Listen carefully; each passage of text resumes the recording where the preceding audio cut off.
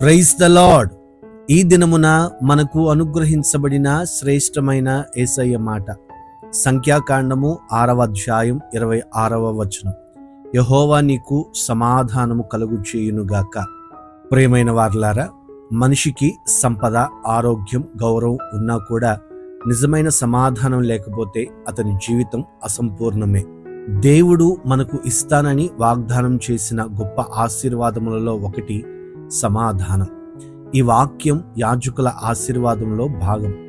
దేవుడు తన ప్రజలకు కేవలం రక్షణ, కాపాడుట మాత్రమే కాదు, సమాధానం కూడా ఇవ్వాలని కోరుతున్నాడు. యోహాను సువార్త 14వ అధ్యాయం 27వ వచనంలో యేసు ఇలా అన్నాడు, శాంతిని మీకు అనుగ్రహించి వెళ్ళుచున్నాను, నా శాంతినే మీకు అనుగ్రహించుచున్నాను. లోకమిచ్చినట్లుగా నేను మీకు అనుగ్రహించుటలేదు. మీ హృదయమును కలవరపడనీయకుడి, వెరువనీయకుడి. లోకమిచ్చే శాంతి తాత్కాలికం, కానీ దేవుడిచ్చే సమాధానం శాశ్వతం. అది మన హృదయాలను, మన ఆలోచనలను కాపాడుతుంది. ఈ మాటలు వింటున్న ప్రియ సహోదరుడా, సహోదరి, ఈరోజు నీ మనస్సులో అనేకమైన కలవరాల చేత నడిపించబడుతూ ఉన్నావా? సమస్యల చేత బాధపడుతూ ఉన్నావా?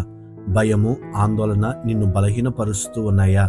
దేవుని వాక్యం నిన్ను ధైర్యపరుస్తుంది. నీకు సమాధానము కలుగజేయునుగాక. దేవుని సమాధానం నీ హృదయమును నింపి నీ దారిని దిశానిర్దేశం చేసి నీకు నిశ్చయముగా ధైర్యము అనుగ్రహిస్తుంది. ప్రార్థన. సమాధానకర్తవైన దేవా, మీకు స్తోత్రం చెల్లిస్తూ ఉన్నాం.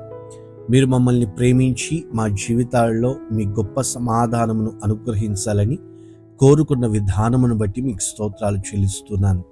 ఎందరైతే ఈ మాటలు వింటూ ఉన్నారో, ఎందరైతే ఈ ప్రార్థనలో ఏకీభవిస్తూ ఉన్నారో, వారందరి జీవితాలలో, వారి హృదయంతరంగాల్లో, కుటుంబాల్లో కలిగిన ప్రతి కలతను, భయాన్ని, ఆందోళనను మీరు తొలగించి పరిపూర్ణమైన సమాధానం అన్ని విషయాల్లో కలుగునట్లుగా మీ సహాయము దయచేయమని కోరుకుంటున్నాం. ప్రతి కన్నీరు తుడవబడినట్లుగా, ప్రతి ఆర్థిక ఇబ్బందులు తొలగిపోవునట్లుగా, మీ ద్వారా కలుగుతున్నటువంటి ఆత్మీయ క్షేమాభివృద్ధిని సమృద్ధిగా మీ ప్రజలు పొందుకున్నట్లుగా మీరు సహాయం దయచేసి సర్వఘనత మీరు మాత్రమే పొందుకొనమని యేసు నామమున అడుగుచున్నాము తండ్రి.